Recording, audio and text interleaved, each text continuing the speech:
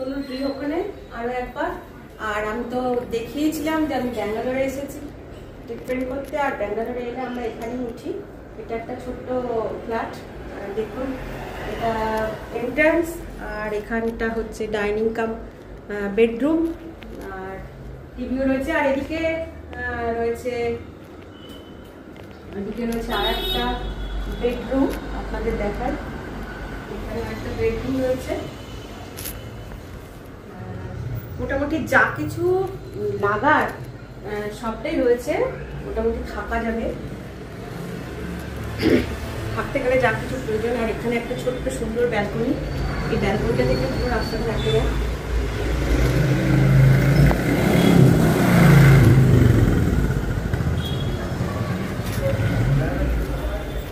আর এটা টয়লেটটাও বেশ বড় টয়লেট রয়েছে।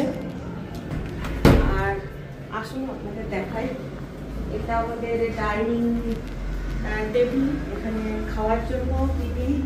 আর এই হচ্ছে রান্নাঘরটাও বেশ বড়, এবং ফ্রিজ রয়েছে। আর আজকে আমাদের কি রান্না হচ্ছে আপনাদেরকে দেখাই। এখানে মাছ খুব একটা পাওয়া যায় না, আর পাওয়া গেলেও খুব একটা সুবিধাই না। আমি আজকে বানিয়ে নিচ্ছি সোয়াবিন হচ্ছে, আর হয়েছে বানিয়েছি দেখুন ভাত তো হয়েইছে, আর হয়েছে উচ্ছে ভাজা, বেগুন ভাজা, শুধু একটু ঢেঁড়সের সবজি করা হয়েছে। আর এই দেখুন ভাত, বাসনগুলো কিন্তু এখান থেকেই পাওয়া যায়। আর এই হচ্ছে এটা কুমড়ো সবজি, এটা রাত্রির জন্য করে রাখা হয়েছে। আর এই আমার আজকে সোয়াবিনের রান্না। তো এই আমার এই মানে ঘরকন্যার আজকে ব্যাঙ্গালোরের ঘরকন্যার এই আজকের মেনু দুপুরে। তো পরের ভ্লগে আবার আপনাদের সাথে দেখা হবে। আর ভালো লাগলে অবশ্যই লাইক শেয়ার কমেন্ট করতে ভুলবেন না, আর বেশি বেশি করে একটু সাবস্ক্রাইব করুন। নমস্কার।